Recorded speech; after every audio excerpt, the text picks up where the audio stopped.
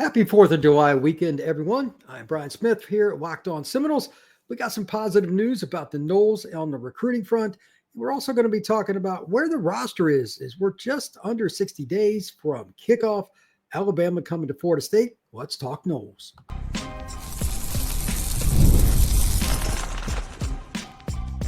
You are Locked On Seminoles, your daily podcast on the Florida State Seminoles. Part of the Locked On Podcast Network, your team every day. Welcome back into Locked On Seminoles. I'm your host, Brian Smith, longtime college football writer and recruiting analyst. Thank you for making Locked On Seminoles your first listen each and every day. Truly appreciate you stopping in to talk some Noles with me. Today's show is brought to you by Monarch Money. Take control of your finances with Monarch Money. Use code LOCKEDONCollege at monarchmoney.com for 50% off your first year. We're going to have a fun show today. I'm going to give my opinion about the Noles in regards to each position. Quarterback, running back, all the way down the line to DB. We're going to talk about where they stand, add some recruiting thoughts in. That's going to be the beginning of the show. And to end it on a little shorter note, we got the holiday weekend. I'm going to take a little bit of a break. I've got some shows I'll do tomorrow. I might do maybe a 15-minute show on FSU. There's a few guys that are deciding this weekend. But we're going to talk about recruiting with the dates, what it means for Florida State, the areas I'm concerned about, and some areas, to be honest, that I'm very happy about. So that's the back part. But let's start off with Florida State football in general. Again, Florida State's roughly, 58 days, I believe it is, to the first game against Alabama. It's hard to believe. It's hard to believe. We're a little less than 2 months away. Now the question is, will the Noles be ready? New offensive coordinator, new defensive coordinator, receiver coach, offensive line coach, D-line coach, new safety coach, et cetera, et cetera. This is a very new team in terms of the people teaching the game of football. And then you got all these portal guys. You got 4 offensive linemen. New quarterback comes in, Thomas Castellanos. We don't know who the third receiver is, let alone the depth, because they have so many young guys competing after 3 players left for the portal and several guys left out of eligibility. Florida State's in flux. But is that necessarily a bad thing? They were 2-10 last year. I think it's more addition by subtraction. They will be better, considerably so, this season. And above all else, before I get into the positions, here's my number one. I don't think there will be as much finger pointing, bragging, individualism with this year's team. The way Tony White, Gus Malzahn, Herb Hayne, like Tim Harris, I know a lot of the guys around that program or some of the players that have on the team, et cetera. I don't think that's going to happen again. And for that, it'll just be more fun to watch Florida State football. Let us all hope that I am 100% right on that, because I know it wasn't fun to try to cover that. I know it wasn't a lot of fun to watch that. And I'm the guy who had to go back and watch the film over too. It's rough, but I think this is going to be a more fun year. They're going to be in a ton of competitive games. So with that, again, quarterback all the way down to defensive back, just going to give some thoughts. I feel better about quarterback because Malzahn with Thomas Castellanos, it's a fit.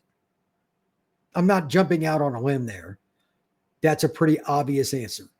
My only concern is the depth. Thomas is probably going to get banged up at some point. That guy plays 100 miles an hour. He's a freak athlete. But is he ready to take the hits that you are going to take in the ACC? Like everybody says, oh, Big Ten, SEC is way better. Go meet the D linemen at Miami, at Georgia Tech, at Clemson, at Syracuse, at Virginia Tech, et cetera. They're not real friendly either. And that doesn't count the linebackers, strong safeties, et cetera. Thomas is going to take off. How long can he go without being considerably banged up, meaning he's still efficient? If he's at 85%, he's still a better athlete than pretty much anybody else on the field. Again, freak. And that also impacts how well he can throw the ball. I don't think they're going to ask him to make a ton of post-snap reads, but there's some. Screen game is going to be important, getting the ball out quick. And he sounds like he's confident in everything that he picked up in the spring based on some basic comments back then. I think he'll have a pretty good year. Again, the key is his health, and that's the one thing you can't predict, but we're okay there. The other part of the quarterback position I want to talk about, look, they're recruiting. You're getting guys now that I think are going to help the program. You got Sperry last year. Kevin Sperry's a good player out of Texas. You get another good quarterback this year, Jaden O'Neal. You're starting to build depth. I don't know which guy will be the next starter after Thomas. I have no idea. That'll take care of itself in time. But the basic way that you build your football roster is from the prep ranks. Florida State needs to get away from the portal in general, quarterback as well. They're headed in the right direction. As for running back, I've heard every opinion in the world. Rodell Williams and Cam Davis and all these different guys, they'll all have different roles. I don't know which player will end up being the one that carries the load past the middle point of the year. I do know two things. They got a lot of experience and they got a lot of versatility. They got guys that are bigger backs. They got guys that are smaller and quick. Jalen, like that kid's just electric. And finally, they've got guys that have been through the battles. Just like the experience of it in general is important. I'm not worried about running back. They've got a good running back recruit too. Running back room's in a good spot. Wide receiver, I just put down in my notes, wait and see. Not concerned about Deuce. Not concerned about Squirrel. Both of those guys can play. No doubt. What's the depth? Who plays where? And in big moments, whether you're playing Miami or you're playing some other team that's not as talented, do the younger guys that have to, like those sophomores, are they ready for the big moments? I have no idea. There's plenty of talent there. They just haven't had much of a chance to play yet. But that's also what makes college football exciting. If you find guys that come into the lineup and at least challenge and are competitive, that takes away the double teams, at least somewhat, from Deuce Robinson. Squirrel's got to be consistent. He's got to make catches, all that. And don't forget, like I'm going to talk about the tight end position as well. We got some really good athletes there. They're going to find different ways to spread the ball around, and don't be surprised if they're in 12 personnel and still in 4 wide, meaning 1 running back, 2 tight ends. So there's a lot of different ways to get it done in the passing game. To that point, the tight end position has another question. Is Amari going to play outside linebacker / defensive end, or is he going to stay on offense and play tight end, or is it both? That's a big question. You can only play Landon Thomas so many reps. Tight end is a brutal position on the human body. I'm sure they want him to be an inline blocker a little bit more this year, but you got to rotate guys. That's why I only question that spot. Talent there is really good. Really good. The transfer from UCF, you got Amari, you got Landon. They're good. The tight end they brought in from Nebraska, the freshman, really good. But if Landon is able to be fresh, especially that last month of the season, that schedule at the end of the year for Florida State is legit. Last 2 games are at NC State and at Florida. Like, that's a tough way to go for games 11 and 12. You need to be as healthy as possible. So the depth will need to be tested. We'll see what Florida State can do there. Offensive line, I put one word: improving. They've got the 4 transfers. They're in a better spot. They've got guys, like I've said it 100 times, I'll say it 100 more. I'm very excited about Mario Nash Jr. as an offensive tackle, potentially your left tackle somewhere down the road. And they've got other guys too. They're in a better spot there. But none of those guys have really played significant reps. This season, they should be okay if they don't have injuries. And they've got a ton of guys with experience. It's just a question of meshing. I think with Herb Hand coaching them, he's a good coach. And guys that are trying to get to the league, this is basically, for lack of a better phrase, this is the one you hear about baseball and football and stuff. It's a contract year. A lot of these guys are fringe NFL players, Pettis, etc. They need to have good years. So I think the line will be good this season. But what happens if there are injuries? That's another situation, kind of like with the receiver. We simply do not know. When we come back, I'm going to talk about the defensive side and then talk a little recruiting. That is next here on Locked on Seminoles. Ever wish managing your money felt a little bit easier? With Monarch Money, it certainly can be. Whether you're growing your savings, planning a big purchase, Monarch Money puts you in the driver's seat. It's like having your own personal CFO, giving you full visibility and control over your finances. Monarch Money is more than a budgeting app. It's a complete financial command center. You can track your accounts, investments, and spending in one place. So in addition to managing your money, you're actually building some wealth. Here's the other thing. I am not the most patient guy in the world. And this is a very simple point, but one that Monarch brings up.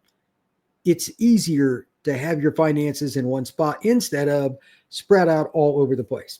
Convenience, more likely to be accurate with how you're spending, why you're spending, where you're spending in one place instead of going through different accounts, different ideas, and possibly even missing out on something where you spent some money.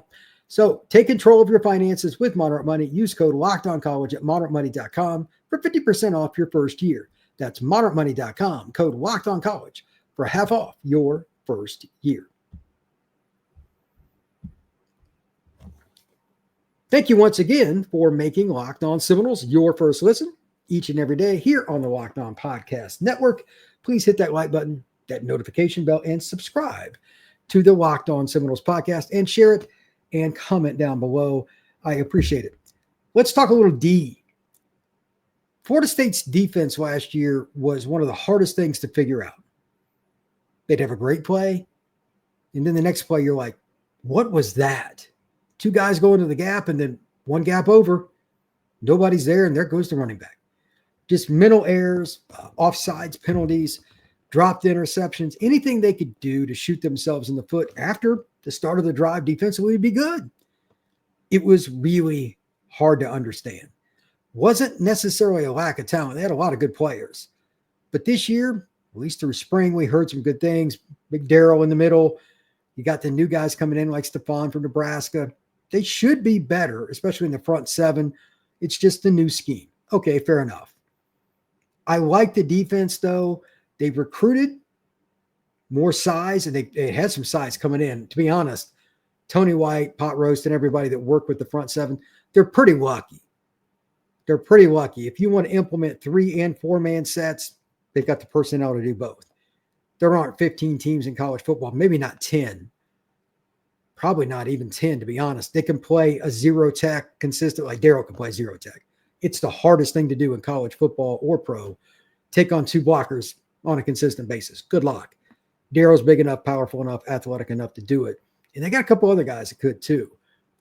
They can run some 3-man. They can switch to 4. They can run hybrid versions. I think they're going to give teams some fits just based with their scheme up front. And yes, I know that's all technical stuff that I'm talking, but it's going to create free rushers into the backfield.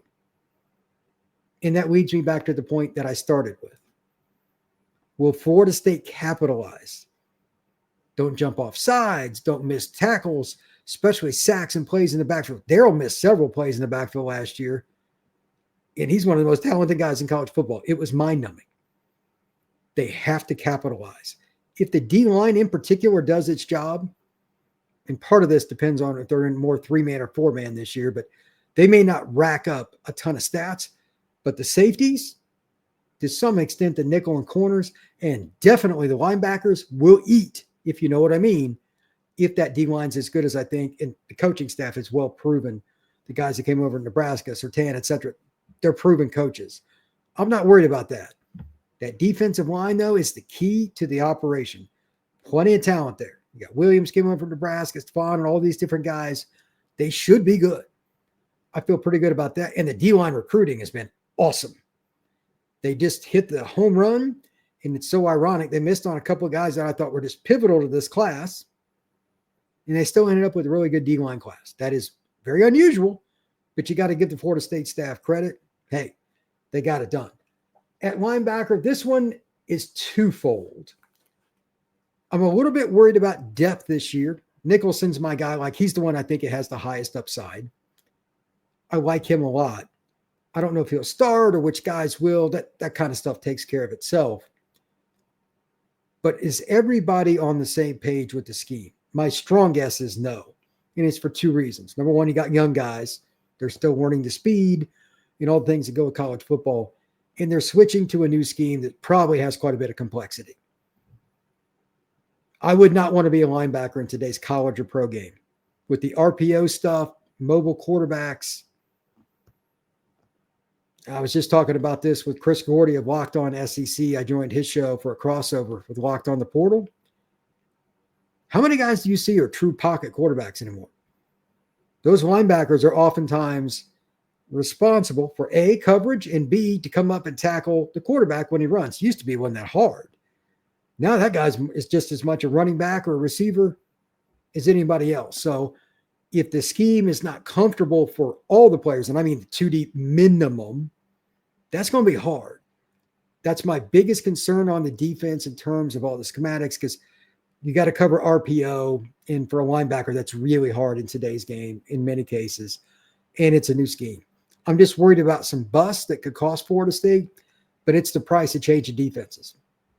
You can say, well, it's somebody's fault, blah, blah, blah. First year, there are going to be massive misses. I don't care what team it is. I don't care what scheme it is. But Florida State also has a lot of young guys trying to compete. We need to see them take a major step forward while implementing a new scheme, really different than what they did before. It's a big question mark. So I'm a little iffy on it. And as for linebacker recruiting, they've had some misses here. Rodney Colton and a few other guys that could still be on the board. I don't think they're going to get DQ Forkbuck. I think he's going to Gators.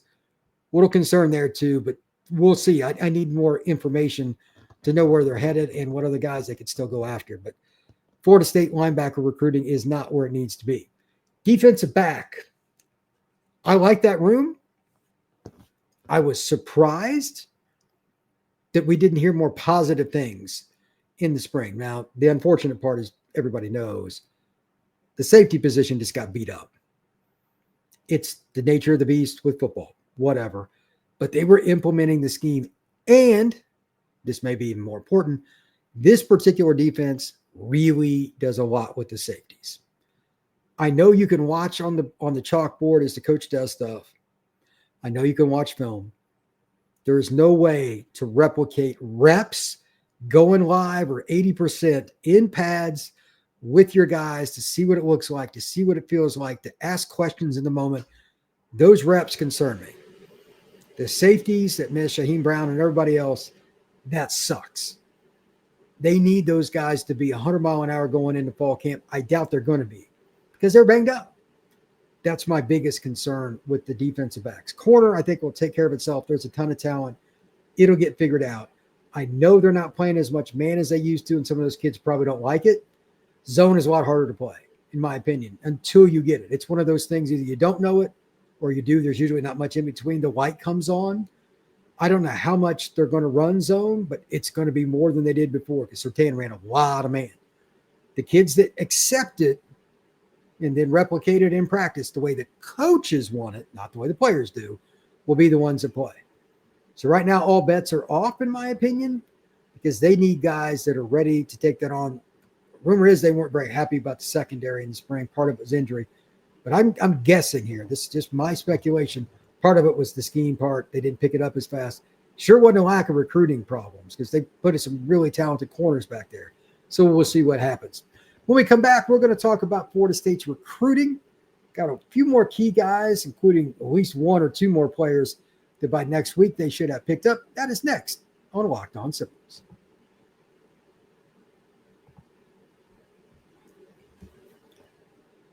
All right, let's finish the show with a little bit of recruiting information, discussing some of the key guys coming up. And I just want to throw out two things. Number one, at any time, there can be a flip. For instance, there's been a few guys that have flipped Florida State's way here recently that we didn't necessarily know. And there it is. It's posted on social media, etc. More of those could be coming. Carter and some of these other kids that have flipped to Florida State, like anything's possible. And secondarily, the dates change a lot. Lord only knows. So with that being stated, I'm going to announce some of the dates that are out there, assuming they haven't changed. And I'm also going to give some insights, not just whether Florida State's going to get them, who's leading why, what different things that I've heard. It's a little bit shocking in a way that some of these kids have been changing their dates, though. Like, as soon as I get done with this, somebody will change their date again. So we'll see. July 4th, excuse me, Mitchell Smith, kid from Mississippi, they're not going to get him. He visited. He didn't even do interviews afterwards. I don't think Florida State has any chance there. Edge Chris Addison, he's a defensive end out of Northern Louisiana. He's got a wild list. Michigan State and UCLA and Tulane, all these schools all over. There's no LSU, no Arkansas. No, I don't think Ole Miss is involved. For a North Louisiana kid, none of those schools, Florida State might get him. I watched his film. That's a ball player, but he plays at a school like Franklin Parish, I believe it is, in Winsboro. It's not the biggest school. He got overlooked. This is a Bobby Bowden special. 6'2.5", 6'3", 250 pounds, give or take. Plays that stand-up end guy. Chris Addison can play. I like him a lot. July 5th, which would be Saturday, Calvin Russell is supposed to announce. I've heard 100 different things. When Calvin announces, he announces.